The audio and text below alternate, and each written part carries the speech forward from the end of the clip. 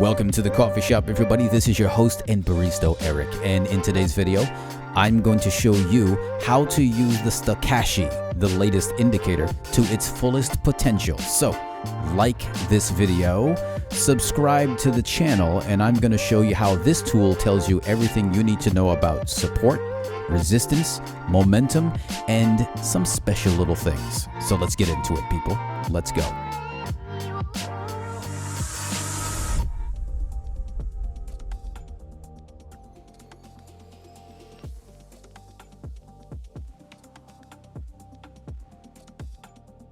Over the years, I've used the stochastic RSI over and over again, and I'm not going to lie, I am not good with using it. I tried the multitude of settings and adjustments to lengths, and for some reason, I could never find the form that fits. The problem was not my setting. I was using the same settings as everyone else, but my problem, probably like yours, was that its visual representation of two lines really did not fit the mold for me, and I needed something better. With this new version of the stochastic RSI, now known as the Stocashi, it's much easier to see exactly what the momentum of price is actually doing.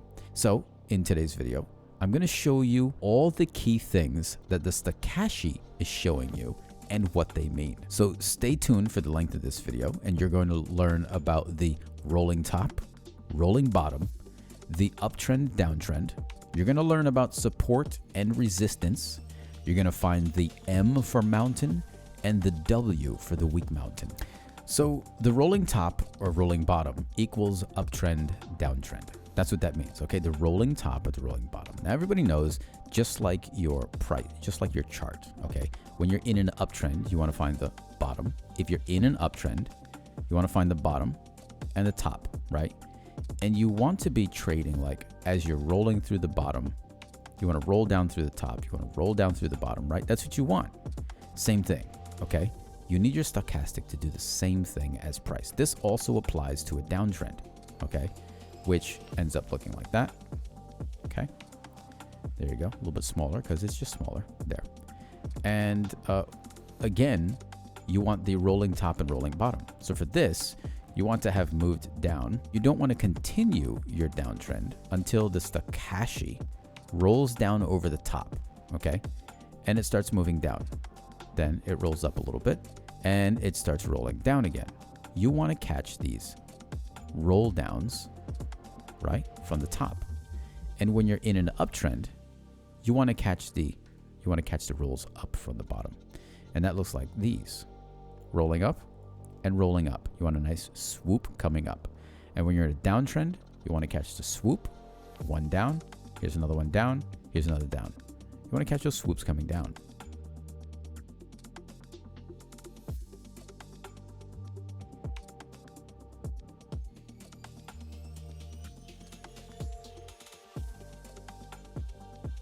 This episode of Coffee Shop Crypto is brought to you by the letter M. Okay, so in the oscillator, the Stocashi, what you want to see for a downtrend is you want to see a high, a lower high, and you want to see consecutive lower lows. You want to see that. Also, what you need to have happen is that the downtrend, it has to cross down your midline, the zero level, like the zero level right there. It has to do this. If it doesn't, then what it's basically telling you is that your swoop from the top, okay, does not have enough momentum to break the midline. And that means your downtrend is over, okay? So if you take a parallel channel, for example, just to give you a visual reference, you have a downtrend, right? And you can match up your lows and see that you have a downtrend. But what happens when you have this? That happens, okay? You have a swoop from the top. It comes down, but it gets stopped out anywhere above the midline. That means your downtrend is over. It could be stopped out here, here, here, anywhere, as long as it's above zero, okay? As long as it's above zero, the downtrend is over. So here's a perfect example. You have a nice swoop up, down. It doesn't have to reach the ends of the oscillator, but it does have to keep crossing through the center, okay? The further to the outsides that it gets, the better. You need to have a high, a lower high, and a consecutive lower high, and so on. So as you can see, this is not a downtrend here. However, This is a downtrend because you have a high and a lower high. You also have a low, a lower low, and all of a sudden you get a higher low. So something is happening here. You did cross below the 0 level. Okay, in this move, you crossed below 0, and then price continued to move up. However, it started to move down right here, right there on that red candle. Let me take this out of the way just so you can see it. There. This red candle came down here, and it never crossed below the midline. So that tells me, just from looking at the Stocashi, you entered your trade somewhere here, okay? And this is for a short position. And then you had to get out. Right around here is where you had to get out. Because, again, the letter M was broken. You had a nice swoop down through the midline, up through the midline, down and up through the midline, down through the midline again, and you're still moving around. But then you get this red one pointing down. It does not reach the midline. This should be your end of your downtrend, okay? So what happens here?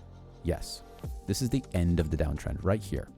Amidst this menage of candles here, you entered your trade short here, you continued your downtrend, and you got out at this candle.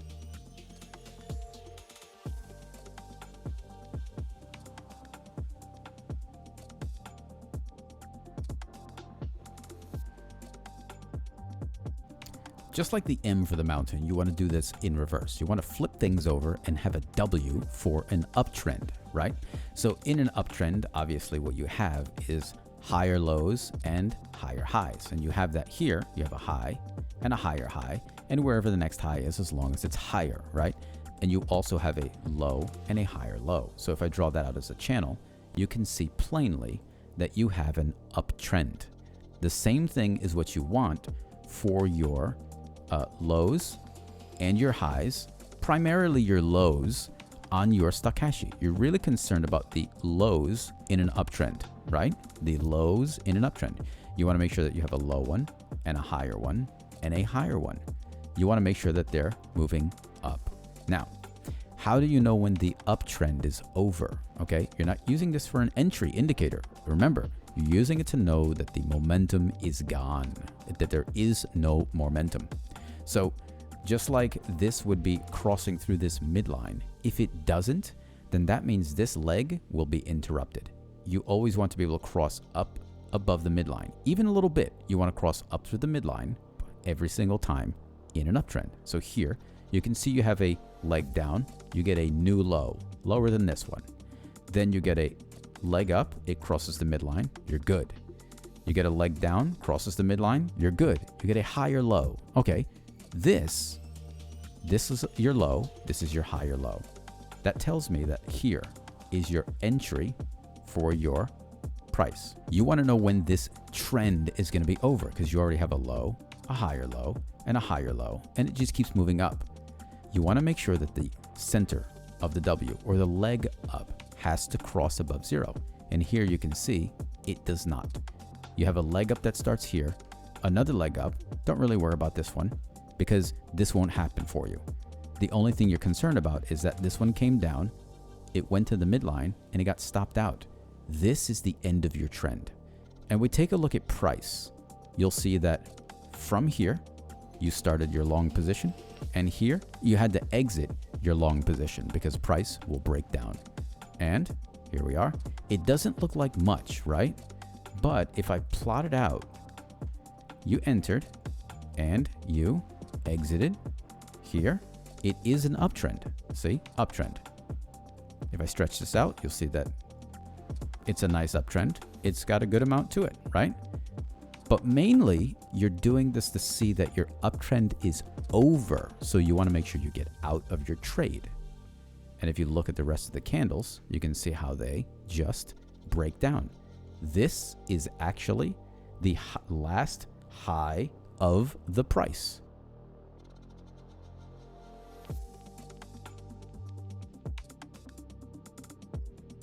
Let's talk about how flat candles equals support and resistance. Yes, that's right. One of the key aspects to the Stocashi is that without any other indicators or plots or signals, it can literally tell you where support and resistance is. And it is simply by a candle disappearing or becoming really, really small compared to everything else around it. And sure enough, you can use this very intrinsically to draw support and resistance lines as price is moving on. So for example, here, let's cut the chart, right? I can see already I have a flat candle here.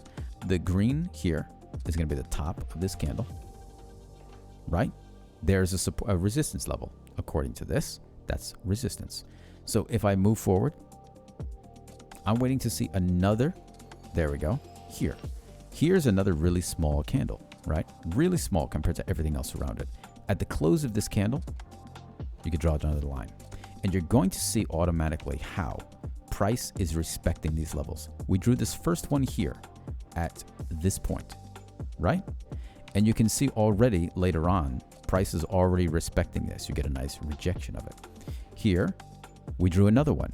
Price doesn't necessarily respect this yet, but we'll see what happens later on.